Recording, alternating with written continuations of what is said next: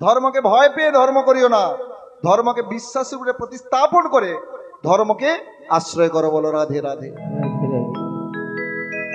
নারদ মুনি যাচ্ছেন, সেই দম্পতির অনেক দিন ছেলে আর মেয়ে হয় না।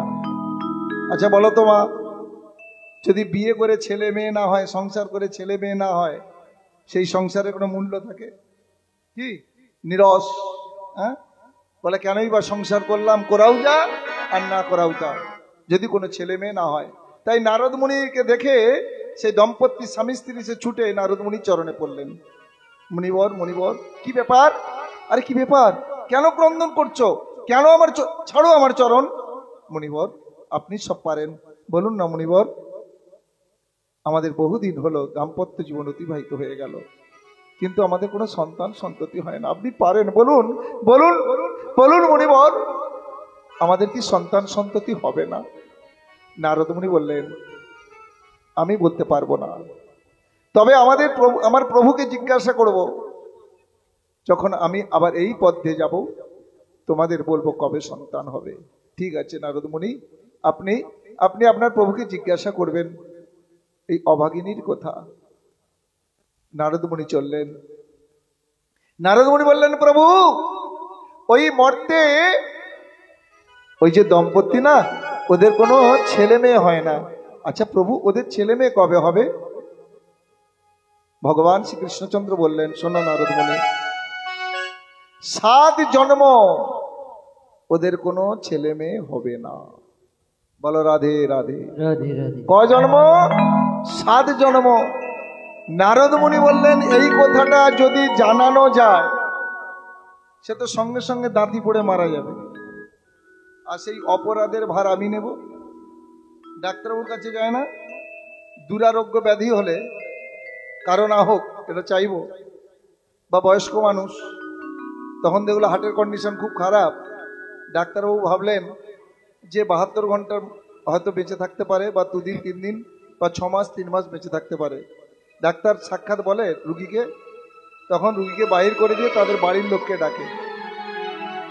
বাড়ির লোককে গোপনে ডাক্তারবাবু বলেন, শোনো তোমার বাবাকে আর বাঁচানো যাবে না, বড় জোর 1 মাস 3 বাঁচবে, বাবাকে শুনিয়ে লাভ নেই, ভালো মন্দ করে খাইয়ে দাও আর যত্ন করো। তাই নারদ মুনি ভাবলেন এই কথাটাই সত্য, কথাটা সত্য কথা অপ্রিয় করে বলতে নেই। একটা ভালো করে শুনে নাও, কি বললাম? সত্য কথা অপ্রিয় করে বলতে নাই। কথাটা সত্য, কিন্তু অপ্রিয় করে সে কথাটা বলতে নাই। কথা বলতে কদিন সময় লাগে? কমাস সময় লাগে, ক বছর? ভালো করে শোনো, কথা বলতে আমি যখন তোমাদের বলেছিলাম, বলো 2.5 বছর থেকে 3 বছরের মধ্যে আমি কথা বলতে শিখে গিয়েছিলাম, কথা বলতে পেরে গিয়েছিলাম। ক বছরে? 2.5 বছর থেকে 3 বছরের মধ্যে। 2.5 বছরের মধ্যে 3 বছরের মধ্যে যে ছেলে মেয়ে কথা বলতে পারবে না, সে বধির বা কানে শুনতে পারবে না। তাই 2.5-3 বছরের মধ্যে আমি কথা বলতে পেরে গেছি, কিন্তু কথা বলতে শিখতে কতদিন সময় লাগে? সারা জীবন। বলো রাধে রাধে। বোঝা গেল?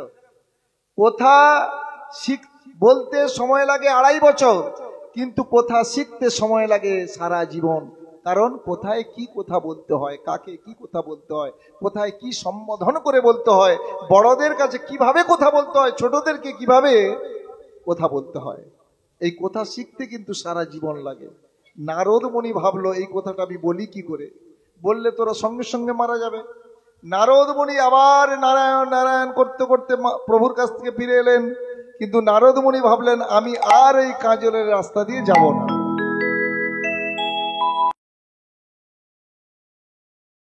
তো নারদ মুনি ভাবলেন এই সত্য কথাটা বলি কি করে। অনেকের দেখবেন হয়তো ধার করেছে, দেনা করেছে, হ্যাঁ, এখন দেনাদারের সাথে দেখা গেছে, সে কি করে রাস্তায় বাথরুম করতে বসে যায়,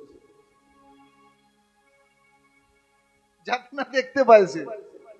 হ্যাঁ, তো নারদ মুনি ভাবলো আমি কি করে এই সত্য কথাটা বলি, দরকার নেই, আমি ওই পথ দিয়ে যাব না।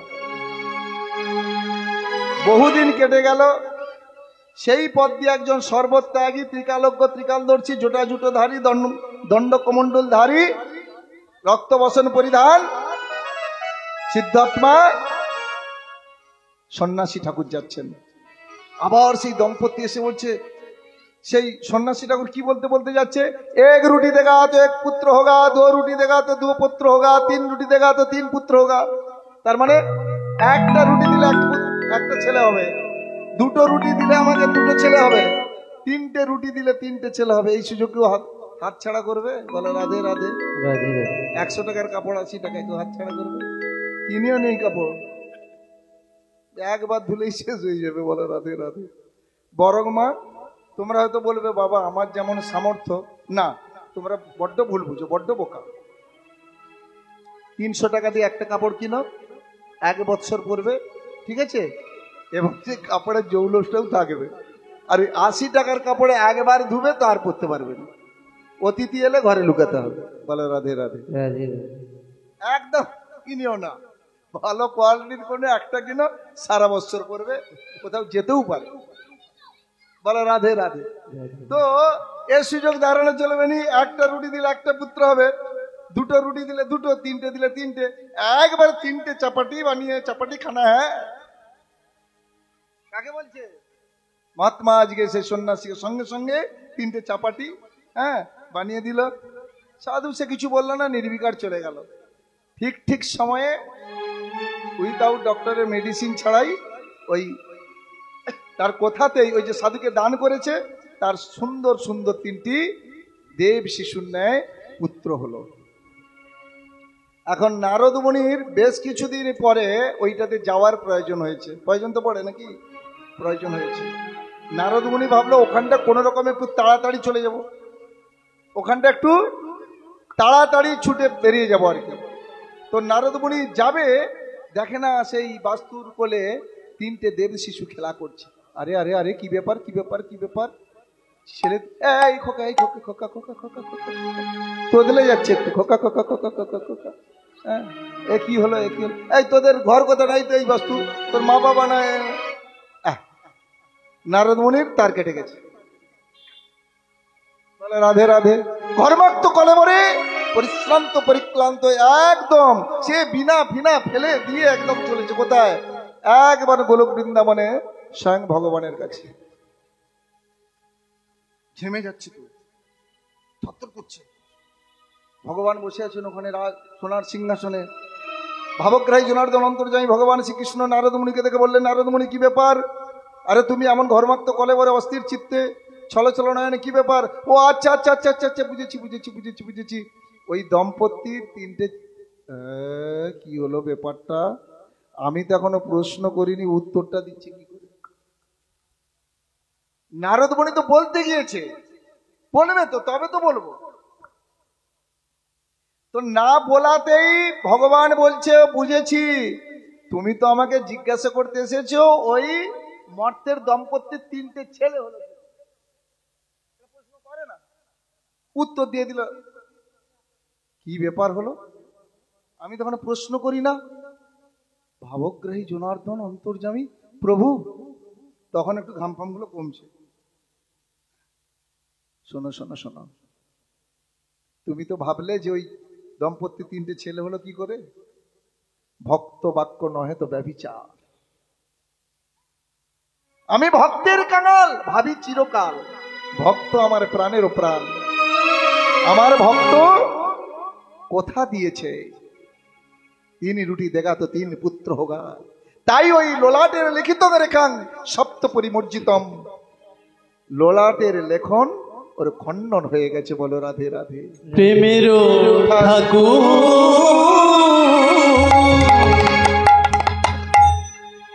কৃষ্ণ মুরারি, মন্দিরে এসো গিরিধারি। প্রেমের ঠাকুর কৃষ্ণ মুরারি, মন্দিরে এসো গিরিধারি। প্রেমের ঠাকুর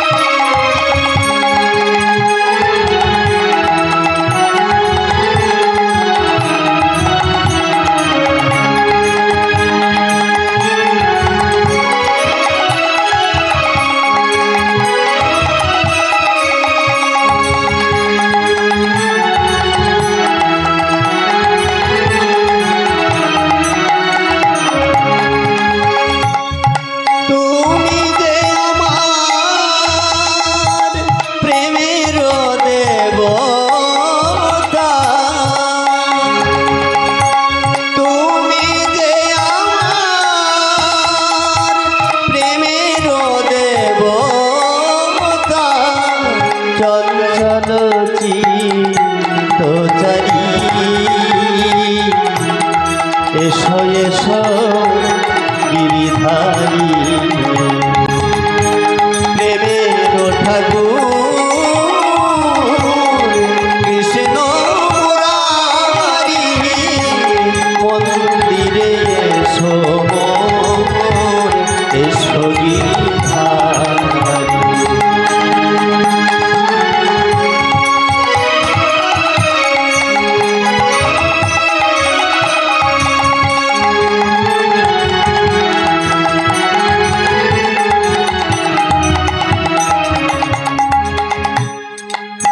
জানি তুমি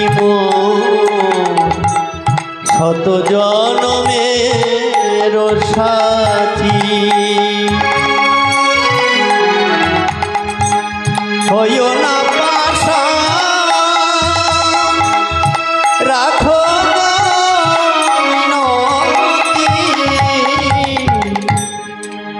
জানি তুমি শত জনমের সাথী, হইও না পাশা রাখো মিনতি।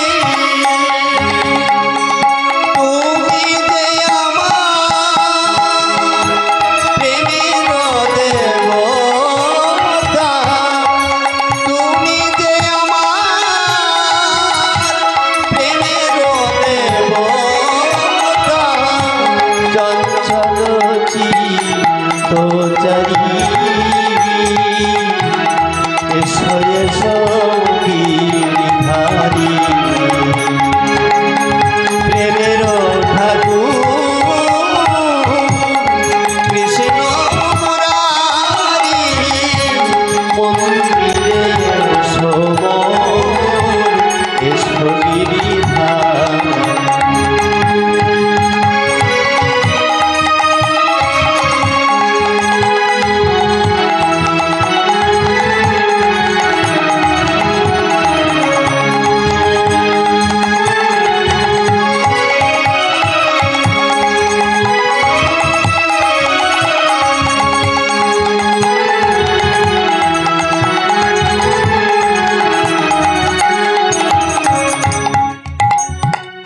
তুলসী জল দনে পুজিব না আর, মন তুলসী দিয়ে পুজিব গো চরণ তোমার। তুলসী চন্দনে পুজিব না আর, মন তুলসী দিয়ে পুজিব গো চরণ তোমার। তুমি যে আমার প্রেমের দেবতা,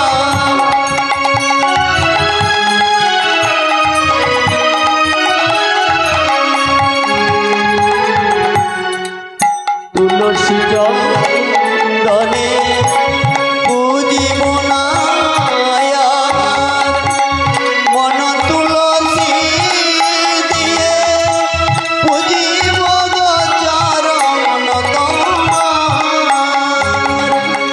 সাধনায় আমার গো, সাধনায় আমার সাধন করো চঞ্চল চিত্তচারী এসো মোর গিরিধারী প্রেমের ঠাকুর